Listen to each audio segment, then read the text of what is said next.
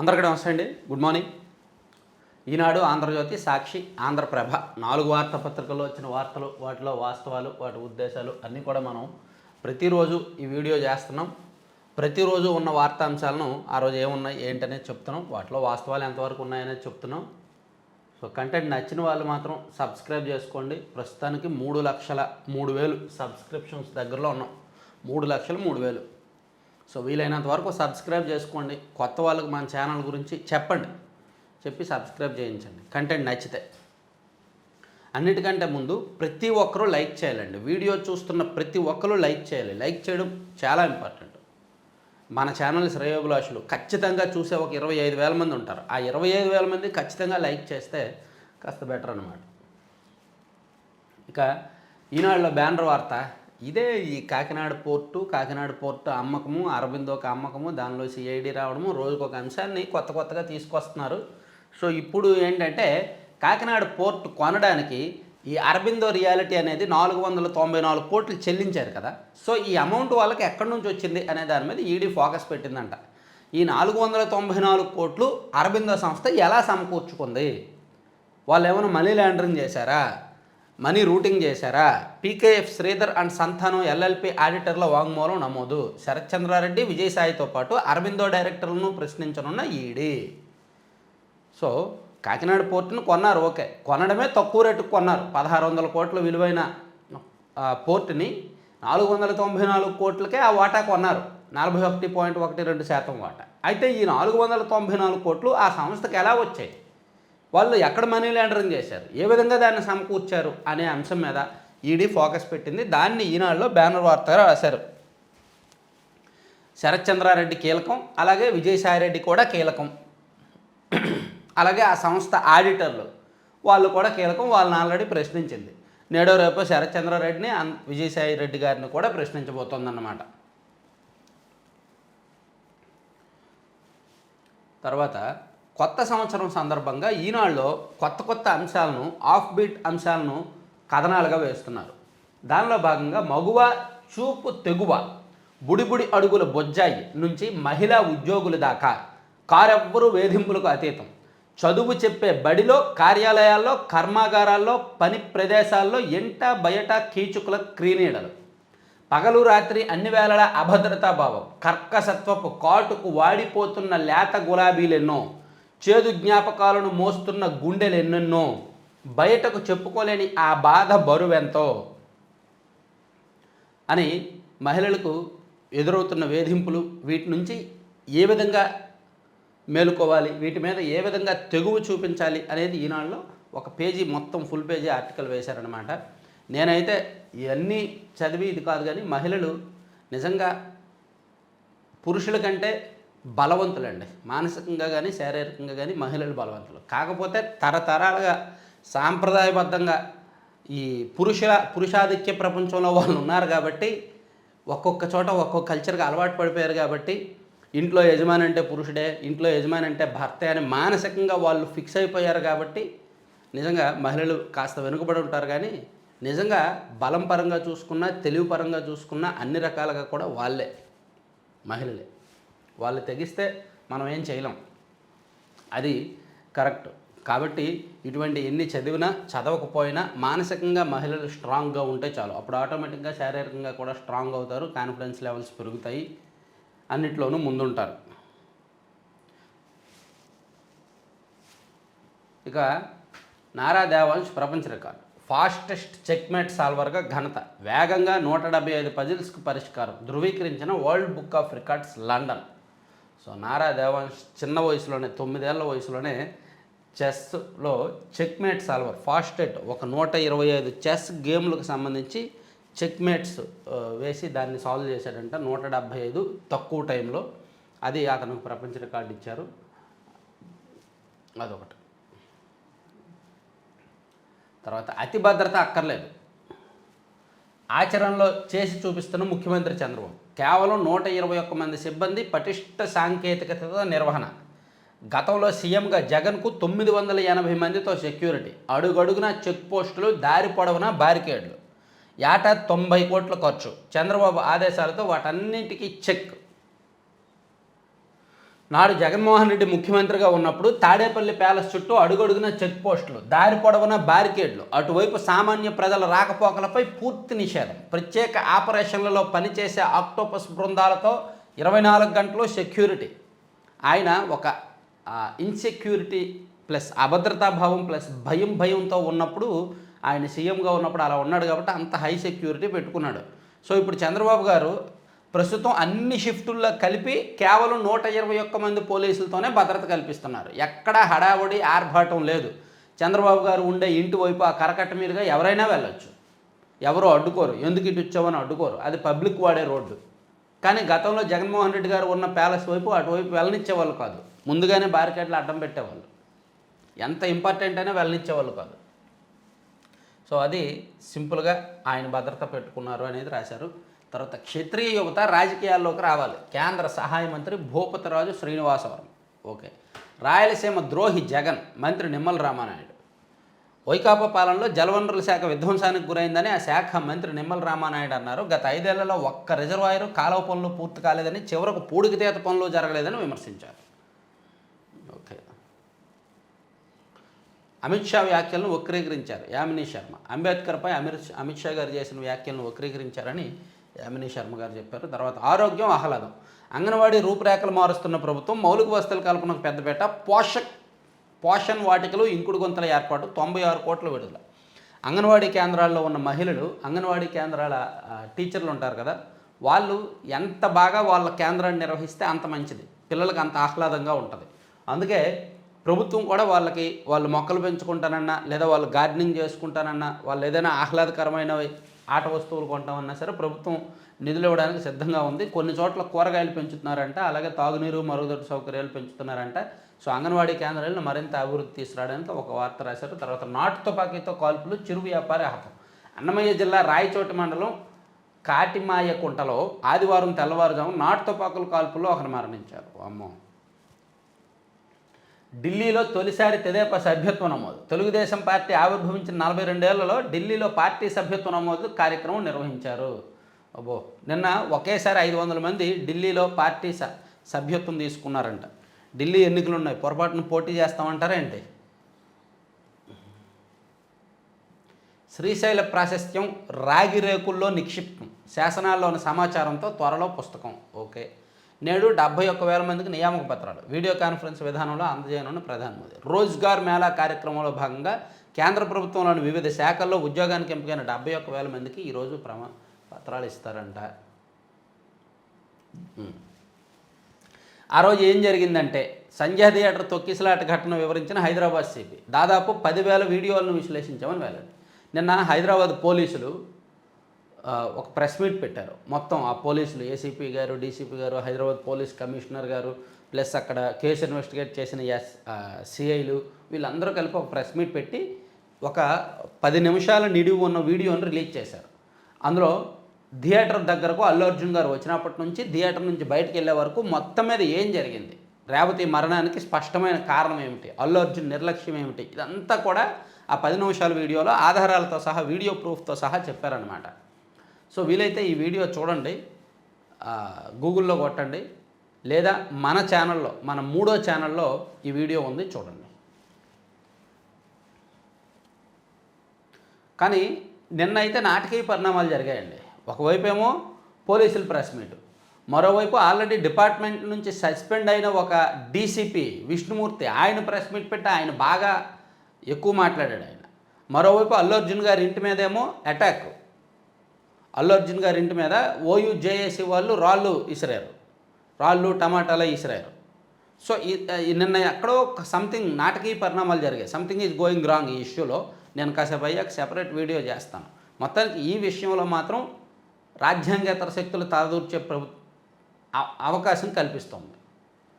ఎందుకో ఏదో ఈ టాపిక్ని ఇంకా పెద్దది చేస్తున్నారు, ఇటు రాజకీయ పరంగానూ పెద్దది చేస్తున్నారు, ఇటు సినిమాటిక్గాను పెద్దది చేస్తున్నారు. ఇది ఒకసారి మళ్ళీ మనం మాట్లాడదాం.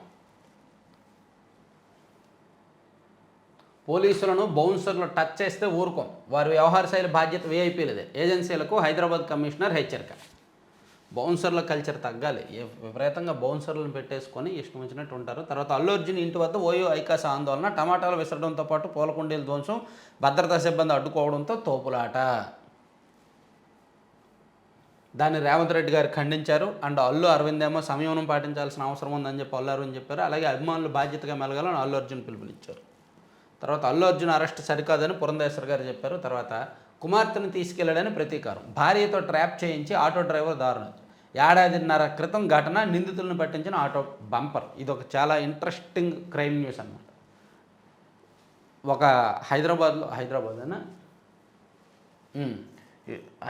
ప్రాంతంలో ఒక ప్రాంతంలో నివాసం భార్యాభర్తలు కుమార్తె ఉంటుంటే ఆ కుమార్తెకు ఒక ఆటో డ్రైవర్ ట్రాప్ చేసి ఆ అమ్మాయి ఇన్స్టాగ్రామ్లో రీల్స్ చేస్తుంటే ఇన్స్టాగ్రామ్ రీల్స్ ఆటో డ్రైవర్ చూసి ఆ అమ్మాయికి మెసేజ్ పెట్టి ఇదిగో నీకు సినిమాల్లో అవకాశం ఇప్పిస్తానని చెప్పి ఆమెను తీసుకెళ్ళి ఎక్కడో ఒక గదిలో బంధించి ఆమెను వేధించబోయాడు. ఆమె ఏమో అక్కడి నుంచి తప్పించుకొని బయటకు వెళ్ళిపోయి నాకు అమ్మా నాన్న ఎవరు లేరు, నేను అనాథని అని చెప్పి ఎక్కడో చోట తలదాచుకొని ఉంది ఏదో అనాథ గృహంలో. ఈలోగా ఆమె తల్లిదండ్రులేమో బాలిక కోసం వెతుకుతూ ఈ ఆటో డ్రైవర్ తీసుకెళ్ళాడని తెలుసుకొని ఈ ఆటో డ్రైవర్కి మెసేజ్లు పెట్టి వాళ్ళ భార్య చేత ట్రాప్ చేయించి ఒక చోటకి తీసుకువెళ్ళి అక్కడ వేసేసి అతని ఆటోని నెంబర్ ప్లేట్ మార్చేసి వీళ్ళే వాడుకున్నారు. ఆ బాలిక తండ్రి ఆ ఆటోని వాడుకున్నాడు. ఆ ఆటో బంపర్ కొంచెం డిఫరెంట్గా ఉండటంతో ఆ బంపర్ మావాడిదే అని చెప్పి ఈ ఆటో డ్రైవర్ తాలూకు బంధువులు దాన్ని కనిపెట్టి ఏడాదిన్నర తర్వాత పోలీసులకు ఫిర్యాదు చేస్తే నిజం బయటకు వచ్చింది. అది న్యూస్. ఇన్స్టాగ్రామ్లో రీల్స్ ఇక్కడ దేని తప్పు అంటారు చెప్పండి? ఈ మొత్తం వ్యవహారంలో తప్పు ఎవరిదంటారు? 14 ఏళ్ల వయసులో ఇన్స్టాగ్రామ్ రీల్స్ చేయడం, ఇన్స్టాగ్రామ్ రీల్స్లో నీకు సినిమాల్లో అవకాశం ఇస్తానంటే ఇంట్లోంచి చెప్పకుండా వెళ్ళిపోయిన తర్వాత సరే ఒక దారుణం నుంచి తప్పించుకొని ఆ అమ్మాయి బయటికి వెళ్ళాక నాకు తల్లిదండ్రులు ఎవరు లేరు నేను అనాథని అని చెప్పడం. చూడండి మన పిల్లల పెంపకం ఎలా ఉందో చూడండి. అది ఇంత పెద్ద అంశానికి దారితీసింది. చాలా దారుణమైన వార్త.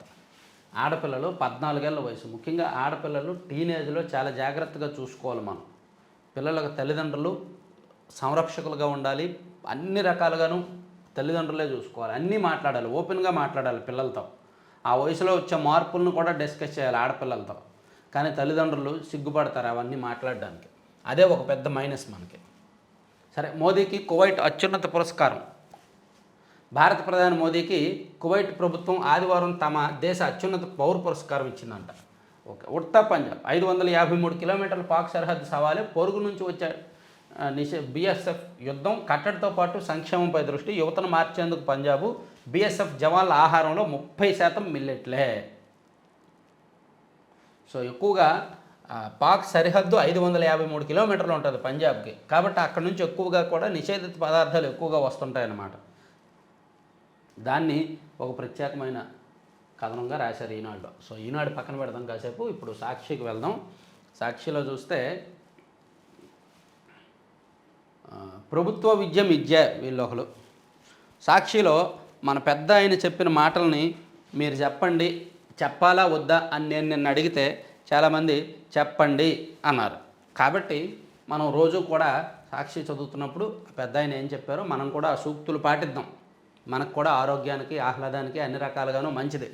సో ఈరోజు ఏం చెప్పారంటే ఆయన, మహిళల ముఖాలు కలకలలాడుతూ ఉంటేనే కుటుంబము సమాజము బాగుంటాయి అని చెప్పారు ఆయన పెద్ద ఆయన. మహిళల ముఖాలు కలకలలాడుతూ ఉంటే కుటుంబము సమాజము బాగుంటాయి. మరి షర్మిల గారి ముఖం కలకలలాడుతుందా, విజయమ్మ గారి ముఖం కలకలలాడుతుందా? ఆ కుటుంబం పరిస్థితి ఇప్పుడు ఎలా ఉంది? సో బయట ఇన్ని సూక్తులు చెప్పినప్పుడు సొంత కుటుంబంలో కూడా ఉన్న వాళ్ళకి చెప్పాల్సింది. అరే నాన్న, మన కుటుంబం, మన చెల్లెలు, మన అమ్మ కోర్టు వరకు వెళ్ళకూడదు, ఏమైనా వివాదాలు ఉంటే మనం లోపల పరిష్కరించుకోవాలి అని చెప్పాల్సింది. ఇన్ని చెప్పారు, ఆ విషయం చెప్పాల. ఇప్పుడేమో చెల్లి బయటకు వచ్చి రాజకీయంగాను వ్యక్తిగతంగాను పెద్ద శత్రువుగా తయారైంది. తల్లి కూడా అంతే ఒక రకంగా. అయితే తల్లి బయటపడట్లేదులే, తల్లి ఎంతైనా బయటపడలేదు కదా. ఆ మనోవేదనను లోపలే దాచుకుంటారు. ఎందుకంటే ఆమె తల్లి కాబట్టి మొయ్యాలి. కడుపులో ఉన్నప్పుడు మొయ్యాలి, కడుపు నుంచి బయటకు వచ్చాక కూడా మొయ్యాలి, తప్పదు. కానీ చెల్లి అలా కాదుగా, బయటకు వచ్చింది, ఆల్రెడీ ఫైట్ చేస్తుంది అన్న మీద. ఈయన చెప్పి బయట వాళ్ళకి ఇన్ని చెప్పి లోపల వాళ్ళకి చెప్పలేదు. ప్రభుత్వ విద్య మిథ్యే. రాష్ట్రంలో విద్యా వ్యవస్థను భ్రష్టు పట్టిస్తున్న కూటమి సర్కారు. ప్రమాణాలు క్షీణించేలా చేసి పిల్లలను ప్రైవేట్ బాట పట్టించడమే లక్ష్యం. ఇప్పటికే పాఠశాల విద్య నిర్వీర్యం, తాజాగా ఇంటర్ విద్య వంతు. రోజు ఏదో ఒక ఏడుపు కొట్టు వార్త రాయకపోతే వద్దులే, లేదో వస్తుంది. ఎందుకు ఈ వార్తలు? మొత్తం అయిపోయినట్టు, ఇంకా మొత్తం మూసేస్తున్నట్టు, మొత్తం ప్రైవేట్ వాళ్ళకి ఇచ్చేసినట్టు. ఈ బోర్డు ఇక్కడ వీళ్ళు తగిలించారు. ఇది ప్రైవేట్ అని వీళ్ళు ఫేక్ ఫోటో చేసి తగిలించారనమాట. ఎంత సిల్లీగా ఉందంటే సాక్షి పేపరు, ఎంత సిల్లీగా ఉందంటే మొన్న 10th class half yearly exam అయిపోయిన తర్వాత ఎక్కడో యూట్యూబ్ ఛానల్లో వచ్చింది. దాన్ని ఏదో ఒక పెద్ద స్కామ్ లాగా, పెద్ద కుంభకోణం లాగా పేపర్ లీక్ అని రాసి తల్లిదండ్రులను ఆందోళన పట్టించేలా పిచ్చి వార్తలు రాశారు. అది ఒక పిచ్చి వార్త. అది ఎగ్జామ్ అయిపోయి, అది హాఫ్ ఇయర్లీ ఎగ్జామ్, అదేమీ పబ్లిక్ కాదు, ప్రీ పబ్లిక్ ఏమీ కాదు. హాఫ్ ఇయర్లీ ఎగ్జామ్ అయిపోయిన గంటకి యూట్యూబ్ ఛానల్లో వచ్చింది. ఆ యూట్యూబ్ ఛానల్లో రెగ్యులర్గా పేపర్లు పెడతా ఉంటారు, అనలైజ్ చేస్తూ ఉంటాడు. దాన్ని పట్టుకొని ఆ సాక్షిలో పెద్ద వార్త రాశారు. ఏదో పెద్ద గందరగోళం జరిగిపోయినట్టు, పెద్ద లీకేజీ జరిగిపోయినట్టు, పెద్ద కుంభకోణం జరిగిపోయినట్టు. హాఫ్ ఇయర్లీ ఎగ్జామ్స్ ఎవడండి లీక్ చేస్తాడు? రూపాయికైనా కొంటాడు ఎవడైనా? ఇప్పుడేమో ప్రైవేట్ ఈ ప్రభుత్వ కాలేజీల మీద ఏడుపు కొట్టు వార్తల వలన చదవాలనిపించట్లేదు, కానీ తప్పదు. యాక్చువల్లీ సాక్షి చదవాలనిపించట్లేదు, నిజంగా చెప్తున్నా, కానీ తప్పదు. అన్ని విషపు వార్తలు, అన్ని పనికిమాల వార్తలు ఎక్కువ. పోలీసులే కిడ్నాపర్ల అవతారం ఎత్తి. భూ వివాద విషయంలో మునీర్ అనే టీచర్ను కిడ్నాప్ చేసిన పోలీసులు. 2016 నుంచి వివాదంలో 20 కోట్ల విలువైన భూమి కోర్టుతో పని లేకుండా సెటిల్ చేసుకోవాలని సిఐ నుంచి డిఐజీ వరకు ఒత్తిళ్లు. పోలీసుల ఒత్తిడి, రాజకీయ బెదిరింపుల నేపథ్యంలో తన కుటుంబాన్ని అంతం చేస్తారని బెంబేలెత్తుతున్న మునీర్ అహ్మద్. కర్నూలులో సంచలనంగా మారిన కిడ్నాప్ వ్యవహారం. ఇటువంటి సంచలనాలు, ఇటువంటి బాధితుల పక్షాన నిలబడేలా వార్తలు రాయండి, తప్పులేదు. చూడండి, కర్నూలులో అంట ఒక టీచర్ అంట, ఆయన కిడ్నాప్ చేసి ఆయన భూమిని ప్రైవేట్గా సెటిల్ చేసుకోండి, కోర్టులకి పోలీసులకి వెళ్ళకుండా అని చెప్పి బెదిరిస్తున్నారంట. ఇటువంటి రాయొచ్చు. శ్రీవారి లడ్డూలు గుట్కాయ సోహ. చెన్నై టీనగర్ సమాచార కేంద్రం నుంచి బ్లాక్ మార్కెట్కు ఇక్కడకు ప్రతి వారం 8,000 నుంచి 10,000 చిన్న లడ్డూలు, 300 పెద్ద లడ్డూలు, 300 ఓడలు సరఫరా. ఇందులో కొన్నే సామాన్య భక్తులకు అమ్మకాలు, మిగిలిన భారీ ఎత్తున ధర పెంచి బ్లాక్లో విక్రయాలు. ఓకే, ఎందుకు బ్లాక్లో కొనడం? ఊర్లో ఎవరైనా తిరుమల వెళ్తే, బాబు మాకు 2 లడ్డూలు తేవయ్యా, మాకు 5 లడ్డూలు తేవయ్యా అంటే ఇస్తారుగా, తెస్తారు కదా. అమరావతి పేరుతో మళ్ళీ అదే తప్పు. అమరావతిపై మాత్రమే దృష్టి కేంద్రీకరించడం అంటే తెలంగాణ విషయంలో చేసిన తప్పే మళ్ళీ చేయడం. మాస్టరు అమరావతిలో మాత్రమే దృష్టి కేంద్రీకరించట్లా. అక్కడ విశాఖపట్నంలో కూడా ఒక స్టీల్ పరిశ్రమ వస్తుంది, తర్వాత ఒక గ్రీన్ హైడ్రోజన్ ప్రాజెక్ట్ వస్తున్నాయి. ఒకసారి వెళ్ళి చూడండి, అనకాపల్లి వెళ్ళి చూడండి, అచ్యుతాపురం వెళ్ళి చూడండి, విశాఖపట్నం వెళ్ళి చూడండి. మీరు కంగారు పడద్దు ఆ వయసులో. అల్లు అర్జున్ ఇంటిపై విద్యార్థి సంఘాల దాడి. రేవతి కుటుంబానికి 1 కోటి నష్టపరిహారం ఇవ్వాలని డిమాండ్. ఇది చెప్పుకున్నాం కదా. తర్వాత ఈ విద్యుత్ ఛార్జీల పెంపుపై 27న రాష్ట్ర వ్యాప్త ఆందోళనలు. అన్ని నియోజకవర్గ కేంద్రాల్లోని విద్యుత్ కార్యాలయాల ఎదుట పెద్ద ఎత్తున నిరసనలు. చంద్రబాబు మెడలు వంచి 2019లో కేంద్రం మెడలు వంచి ప్రత్యేక హోదా సాధించారు. అలాగే ఇప్పుడు చంద్రబాబు గారి మెడలు కూడా వంచుతారనమాట. చంద్రబాబు మెడలు వంచి విద్యుత్ ఛార్జీలు తగ్గించే వరకు ఉద్యమిస్తామన్న నేతలు. రాష్ట్రంలో జరుగుతున్నది చంద్రబాదుడు పాలన.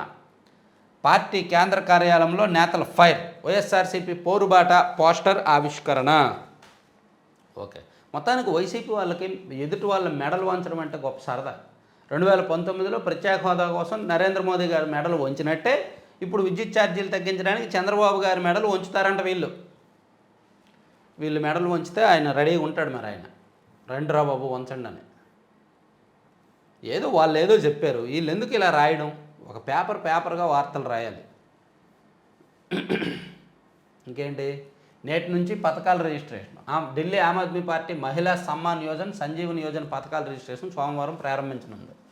గుజరాత్లో గుజరాత్లోని రాకెట్కి చెందిన 9గురిని ఎన్సీబీ అధికారులు అరెస్ట్ చేశారు. నిప్పుతో ఆటలాడుతున్నారు. తైవాన్కు రక్షణ సాయం అందించడం ద్వారా అమెరికా నిప్పుతో చెలగాటమాడుతోందని చైనా మండిపడింది. నిన్నో మొన్నో కదా మేము శాంతిగా ఉంటాము, మేము మాట్లాడుకుంటామని చెప్పారు. సుదృఢ బంధం ద్వైపాక్షిక సహకారాన్ని మరింత ముందుకు తీసుకెళ్లాలని భారత ప్రధాని నరేంద్ర మోదీ కువైట్ రాజు షేక్ మొషల్ నిర్ణయానికి వచ్చారు. ఓకే. అండర్-19 మహిళల 2020 క్రికెట్ టోర్నీ ఏషియన్ కప్లో ఇండియన్ ఉమెన్స్ టీనేజ్ ఉమెన్స్ గెలిచారనమాట ఆ కప్పుని. అండర్-19 మహిళల 2020 కప్ అది. రెండో పేజీకి వెళ్దాం. ఏమైనా పనికొచ్చేవి ఉన్నాయేమో వెతుకుదాం. రోజుకొకసారి రాస్తారు అమ్మఒడి మోసం, అమ్మఒడి మోసం, అమ్మఒడి మోసం అని, ట్యాబులు లేవని, ఐబీ అని, ఇదని, విద్యా వసతి దీవెనని రోజు ఏదో ఒకటి రాస్తూనే ఉంటారు ఏ ఏడుపు కొట్టాలి. సరే పక్కన పెట్టేద్దాం. అందరూ చూద్దాం. చెస్లో దేవాంశ్ ప్రపంచ రికార్డు. ఓకే. ప్యాకేజ్డ్ విషం. ప్యాకేజ్ ఆహారంతో చిన్నారులకు ఊబకాయ, మధుమేహం ముప్పు, మెదడు మీద తీవ్ర ప్రభావం, ఆస్తమా, ఎలర్జీ వంటి రుగ్మతలు కూడా. ఫ్లేవర్డ్ మిల్క్, సరల్స్లోనూ చక్కెర, పరిమితికి మించి చక్కెర తింటున్న చిన్నారులు. ఇది ఒక హాఫ్ బీట్ వార్త రాశారు. ఇటువంటి కొంచెం జాగ్రత్తగా పాటించండి పిల్లలకి ఇచ్చే ప్యాకేజ్డ్ ఫుడ్ విషయంలో. అలాగే 1.5 డిగ్రీల ముప్పు, భూమి సగటు ఉష్ణోగ్రతలు అంతకు మించి పెరగకూడదని 2015లో ప్యారిస్లో ఒప్పందం. భూతాప నియంత్రణలో విఫలం. 2023లోనే దాటేశాం. ప్రపంచవ్యాప్తంగా పెరుగుతున్న ప్రకృతి వైపరీత్యాలు. 2024 ముగిసిపోవచ్చింది. మరికొద్ది రోజుల్లో కొత్త ఏడాదిలోకే కాదు, కొత్త ప్రమాదంలోకి కూడా అడుగు పెట్టబోతున్నాం. పారిశ్రామిక విప్లవానికి ముందున్న ఉష్ణోగ్రతలతో పోలిస్తే భూతాపం 1.5 డిగ్రీలకు మించకుండా చూసుకోమంటూ 2015లో ప్రపంచ దేశాలు ప్యారిస్లో కుదుర్చుకున్న ఒప్పందం అమలు కాలేదని, ఆ పరిమితిని 2023లోనే దాటేశామని శాస్త్రజ్ఞులు ఇటీవల హెచ్చరించారు. భారత్ సహా చాలా దేశాల్లో ఆ ప్రభావం కనిపిస్తోందంట. సగటు ఉష్ణోగ్రత పెరుగుతుంది, దానివలన ప్రమాదంలో పడుతున్నామని రాశారు. తర్వాత చీకటి జీవోతో బేరం, ప్రభుత్వ దృష్టికి తేకుండానే భూముల అమ్మకం. జగన్ దారిలో 3 జిల్లాల అధికారుల దూకుడు. గత ప్రభుత్వం 243 జీవో తీసుకొచ్చి ప్రభుత్వ భూములు ఇష్టానుసారంగా అమ్మేసే స్వేచ్ఛ కల్పించింది. ఆ స్వేచ్ఛను మిస్యూజ్ చేస్తూ తెగనమ్ముతున్నారన్నమాట. గత జగన్ ప్రభుత్వం విలువైన భూములు అమ్మేందుకు చీకటి జీవో 243 తీసుకొచ్చింది. విశాఖ, గుంటూరు, కృష్ణా, ఉభయ గోదావరి జిల్లాల పరిధిలో భూములను అమ్మేసింది. మరికొన్నింటిని తాకట్టు పెట్టింది. నాడు ఈ జీవోపై ప్రతిపక్ష టీడీపీ తీవ్ర అభ్యంతరం వ్యక్తం చేసింది. కూటమి ప్రభుత్వం జీవో 243 రద్దుపై దృష్టి సారించేలోపే కొందరు అధికారులు జగన్ బాటలో నడుస్తున్నారు. ఉమ్మడి గుంటూరు, విశాఖలో విలువైన ప్రభుత్వ భూములను బేరం పెట్టారు. ఇందులో పాఠశాలల స్థలాలు కూడా ఉన్నాయి. అమ్మకం ప్రక్రియలో విశాఖ నగర పాలక సంస్థ ముందు వరుసలో ఉంది. అంటే ప్రభుత్వానికి తెలియకుండా అమ్ముతారా? ఆ జిల్లా కలెక్టర్లకు తెలియకుండా అమ్ముతారా? ఆ జిల్లా జేసీలకు తెలియకుండా అమ్ముతారా? వాళ్ళకి తెలిసినప్పుడు ప్రభుత్వ పెద్దలకు తెలియకుండానే, రెవెన్యూ మంత్రికి తెలియకుండానే అమ్ముతారా? ఏదో వాళ్ళకి తెలియకుండా అమ్మేస్తున్నారు. 243 జీవోని అడ్డం పెట్టుకొని అధికారులు అమ్మేస్తున్నారు. అధికారులు ఎందుకు అమ్ముతారు? రెవెన్యూ మంత్రికి తెలియదా? జిల్లా కలెక్టర్లకు తెలియదా? అంటే జిల్లా కలెక్టర్లకు తెలిసిందే అంటే ప్రభుత్వానికి తెలిసినట్టే కదా. సో మరి ఆంధ్రజ్యోతిలో రాయాలని అలా రాశారు, కానీ ప్రభుత్వానికి కూడా దీనిలో తప్పు కనిపిస్తోంది. ప్రభుత్వం కూడా ఆ జీవోను వెంటనే వెనక్కి తీసుకోవాలి. వీళ్ళు మరీ విడ్డూరంగా ప్రభుత్వం 243 జీవోపై దృష్టి సారించే లోపే అధికారులు అమ్మేస్తున్నారంట. అధికారులకు అమ్మాల్సిన అవసరం ఏముంది? వాళ్ళ జేబులో వేసుకోరుగా డబ్బులు.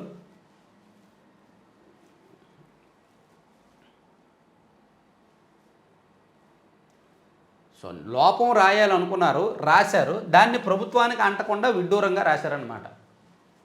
తర్వాత తగ్గేదేలే, ముదురుతున్న తొక్కిసలాట వివాదం. దీనిలో సంథింగ్ ఈజ్ గోయింగ్ రాంగ్ అండి. ఈ ఓవరాల్గా ఈ తొక్కిసలాట వివాదంలో సంథింగ్ ఈజ్ ఏదో ఒక పెద్ద రాజ్యాంగేతర శక్తి తలదూర్చింది. అందుకే ఈ వివాదం పెద్దది చేస్తోంది. నేను ఒక వీడియో కాసేపట్లో ఒక క్లియర్ అనాలిసిస్ వీడియో ఓవరాల్గా చేస్తాను. తర్వాత సాఫ్ట్వేర్పై తగ్గిన క్రేజ్, సివిల్స్పై మోజు. మంచి విషయం, మంచి న్యూస్.